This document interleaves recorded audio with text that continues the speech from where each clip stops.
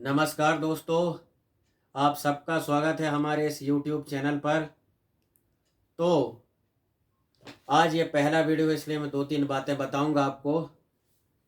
इस वीडियो में या इस YouTube चैनल में आपको खैरागढ़ विश्वविद्यालय से जो लोग लोक संगीत का डिप्लोमा कर रहे हैं या लोक संगीत की डिग्री कर रहे हैं, या यदि आप लोक संगीत के सैद्धांतिक पक्ष के बारे में जानना चाहते हैं, तो ये जानकारी आपको इस चैनल पर मिलेगी। इसके साथ साथ एक चीज़ और बता दूं कि अभी हमारे पास मध्य प्रदेश और छत्तीसगढ़, दो राज्यों के लोक संगीत के विषय में सामग्री उपलब्ध है। अगर आप कमेंट करेंगे तो और राज्यों के लोक संगीत पर भी वीडियो बनाने की कोशिश रहेगी। और तीसरी बात कि इस चैनल पर जितने भी वीडियो आएंगे उनमें ब्रेल लिपि की पुस्तकों से पढ़कर आपके लिए वीडियो बनाए जाएंगे। तो ये 3 बातें मैंने आपको बताई। तो चलिए पहले हम जानते हैं लोक संगीत का सामान्य परिचय कि लोक संगीत क्या है। तो इसे आप सुनिएगा और ध्यान दीजिएगा। लोक संगीत का सामान्य परिचय। लोक संगीत प्रकृति की विभिन्न देनों में से एक देन है जो मानव के लिए वरदान है। प्रकृति के समस्त घटकों यथा सूर्य, चंद्र, आकाश, पृथ्वी, नदी, पहाड़, सागर, खेत खलिहान, वर्षा, गर्मी, ठंड, पेड़ पौधे, पशु पक्षी, प्राणी, हवा, प्रकाश इत्यादि के दर्शन लोक संगीत में सहज हैं। संसार के प्राणियों में मानव ही एक ऐसा प्राणी है जिसका मस्तिष्क प्रारंभ से ही विकासशील रहा है। उसकी जिज्ञासा सदैव बलवती रही है। आदि मानव ने प्रकृति की गोद में रहते हुए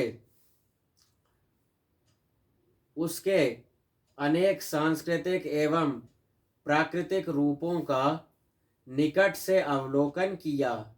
शनः शनः उसने उन रूपों के क्रियाकलापों तथा गतिविधियों में से स्वर, ताल एवं लय की अनुभूति की। आदि मानव को यह अनुभूति अत्यंत सुखद प्रतीत हुई तथा इससे उसे आत्म मनोरंजन के साधन प्राप्त हुए। आदि मानव का जीवन अत्यंत बेतरतीब था। वह सदैव असुरक्षित अवस्था में यत्र तत्र पहाड़ों एवं गिरी कंदराओं में विचरण करता था। फलस्वरूप कभी वह जानवरों का शिकार करता था तथा कभी कभी वह स्वयं जानवरों का शिकार हो जाता था। अनुकूल स्थिति में हर्ष एवं आनंद का वातावरण निर्मित होता था, किंतु प्रतिकूल स्थिति में मानव शोक और विषाद में डूब जाता था। इस अवसर पर उसके हृदय में क्रोध, भय, उग्रता एवं तीव्रता की भावनाएं उभरती थीं, किंतु कभी कभी उसके आतुर मन में उल्लास, उमंग, कामना, कौतूहल तथा रंजकता आदि की लालसा भी उत्पन्न होती थी। इन समस्त भावनाओं को वह अपनी आंगिक क्रियाओं द्वारा व्यक्त करना चाहता था। इसके लिए मानव ने भरपूर प्रयास किया। यह प्रयास कभी एकल एवं कभी सामूहिक किया गया। धीरे धीरे मानव ने अभूतपूर्व सफलता प्राप्त की।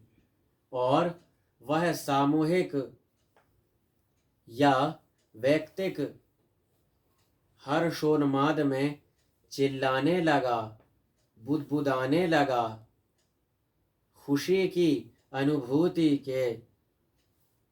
की अनुभूति में प्रफुल्लित होने लगा, उछलने लगा, कूदने लगा, पैरों में थिरकन उत्पन्न हुई और हाथों से तालियों के स्वर फूटने लगे।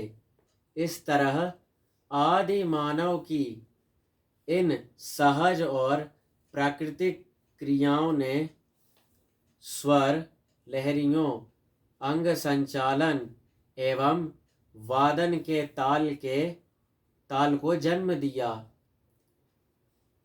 आदि मानव की प्राथमिक आवश्यकताएं बड़ी सीमित थीं।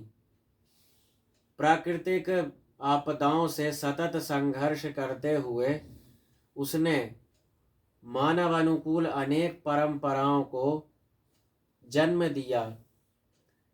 इन्हीं परंपराओं के अनुसार विभिन्न कार्यों को संपादित करते हुए वह नाचता रहा, गाता रहा और बजाता रहा। इस तरह आवश्यकता अनुसार नृत्य, गीत और वाद्यों की उत्पत्ति हुई। आदिकाल से ही लोक संगीत निरंतर रचा जाता रहा, जन जन में प्रचलित होता रहा, लेकिन लोक संगीतकार सदैव अनाम रहा। हजारी प्रसाद द्विवेदी के हिंदी साहित्य कोश भाग 1 पृष्ठ संख्या 689 के उल्लेख अनुसार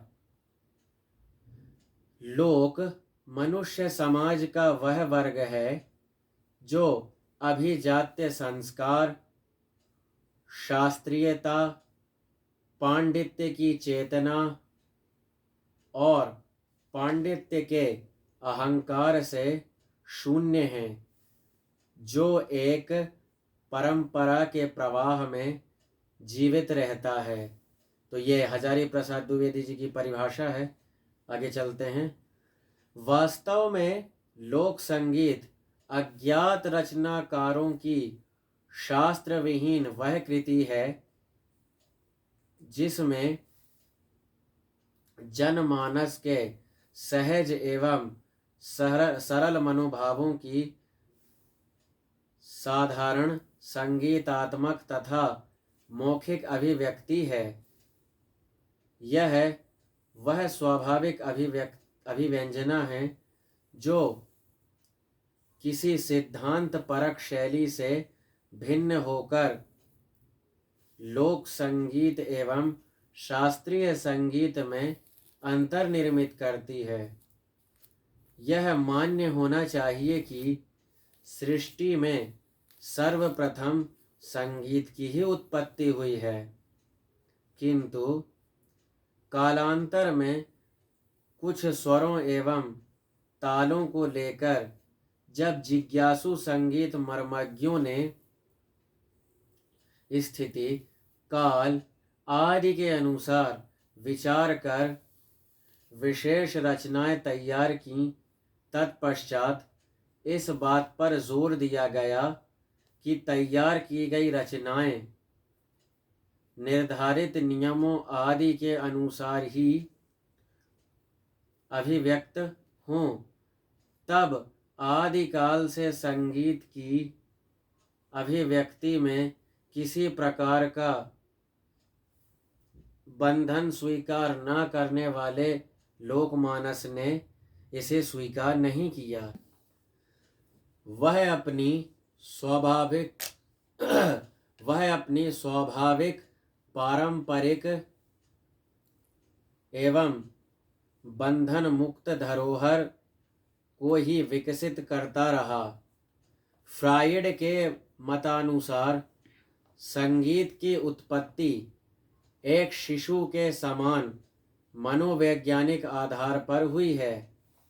जिस प्रकार बालक रोना, चिल्लाना, हंसना आदि क्रियाएं आवश्यकता अनुसार स्वयं सीख लेता है, उसी प्रकार संगीत का प्रादुर्भाव मनोविज्ञान के आधार पर हुआ है। तदनुसार सृष्टि का शनय शनय विकास एवं परिमार्जन का एक प्रतिफल संगीत का वर्गीकरण प्रतीत होता है। कालांतर में नियमबद्ध संगीत के ज्ञाता अपने संगीत को शास्त्रीय संगीत कहने लगे तथा जन जन का बंधन मुक्त संगीत लोक संगीत कहा जाने लगा। संगीतज्ञ पंडित ओमकार नाथ ठाकुर का कहना है, मेरा यह निरीक्षण है कि आरंभ में मनुष्य भी एक प्राणी था। जैसे घन छाने पर मयूर अपने आप नृत्य करने लगता है, बसंत में कोयल गा उठती है, उसी प्रकार मनुष्य प्राणी में भी संगीत का आरंभ हुआ। इस प्रकार यह स्पष्ट है कि संगीत के प्रारंभिक स्वरूप को ही शास्त्रोक्त रीति से नियमबद्ध कर शास्त्रीय रूप दिया गया।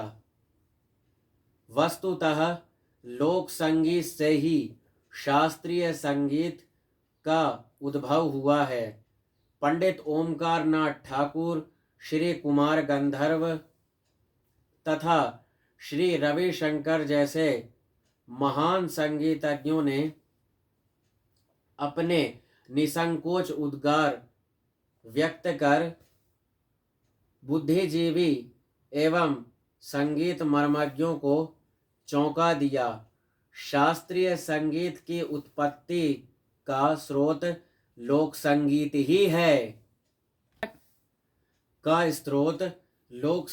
ही है। ऐसा जान पड़ता है।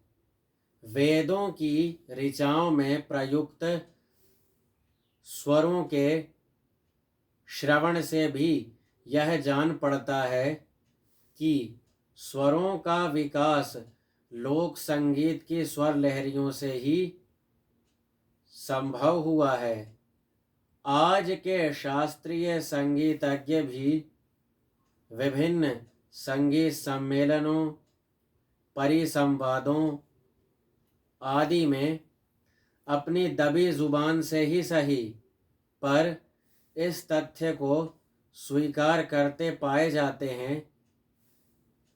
इनके आलेखों वक्तव्यों से यह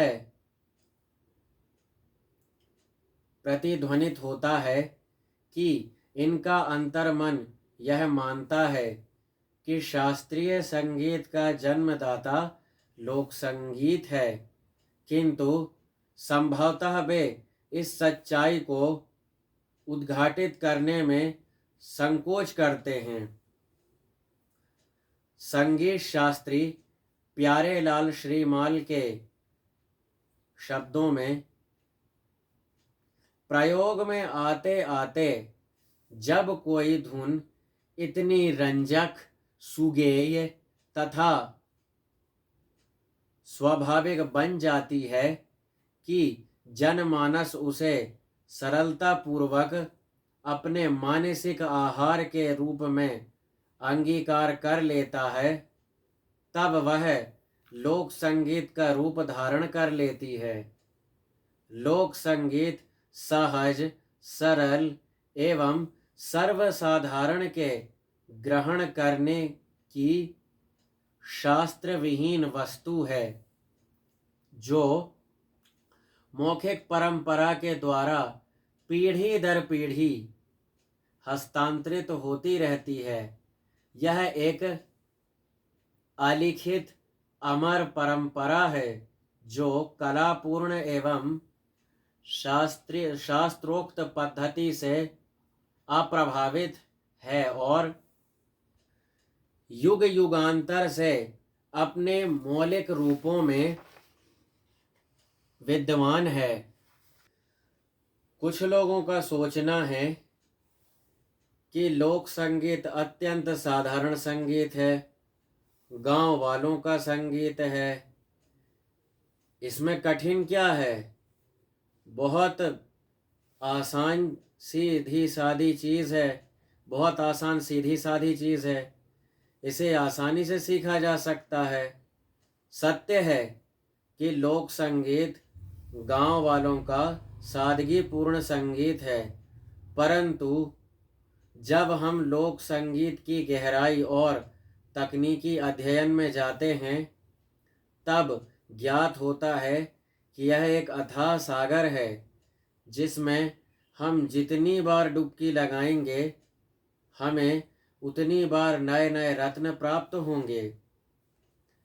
जन जन का संगीत होने के कारण इसमें असीमित विधाएं, भाव भंगिमाएं एवं आकृतियां होती हैं। इन्हें सीखने के लिए साधना की आवश्यकता पड़ती है। सन 1955 में इंटरनेशनल फोक म्यूज़िक काउंसिल ने लोक संगीत की परिभाषा तैयार की थी, जिसका हिंदी अनुवाद इस प्रकार है। लोक संगीत उस संगीत परंपरा की उद्भावना है जो मौखिक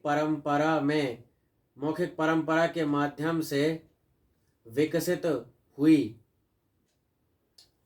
इस संज्ञा का प्रयोग उस संगीत के लिए किया जा सकता है जिसका विकास कलात्मक शास्त्रीय संगीत के प्रभाव से परे समुदाय में स्वाभाविक रूप से होता है। साथ ही इसका संबंध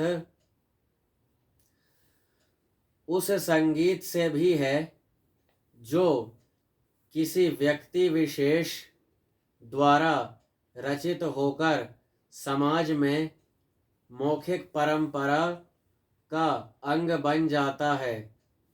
लोक संगीत मन का उद्गार है। इसका सृजन बौद्धिक उठापटक नहीं है, बल्कि निश्चल मन की तरंगों से निकली हुई सरल एवं स्वच्छंद धारा है। लोक संगीत रूपी निधि से मानव अतीत काल से उपकृत हुआ है, क्योंकि यह माटी की जड़ों एवं मानव रक्त की शिराओं से उपज कर मनुष्य की मूल प्रकृति से जुड़ा है। मानव जीवन में इसका महत्व कभी भी कम नहीं हो सकता। तो दोस्तों, ये थी लोक संगीत की परिभाषा और लोक संगीत का सामान्य परिचय। अगले वीडियो में हम जानेंगे लोक संगीत की उत्पत्ति एवं उसका विकास। उम्मीद है कि ये वीडियो आपको ज़रूर पसंद आया होगा। यदि आपको थोड़ा सा भी लाभ होता है तो कमेंट ज़रूर करें और अपने सुझाव अवश्य दें। चैनल को सब्सक्राइब करें, वीडियो को लाइक करें और अपने मित्रों के साथ शेयर करें। धन्यवाद। जय बुंदेलखंड, जय भारत, जय हिंद।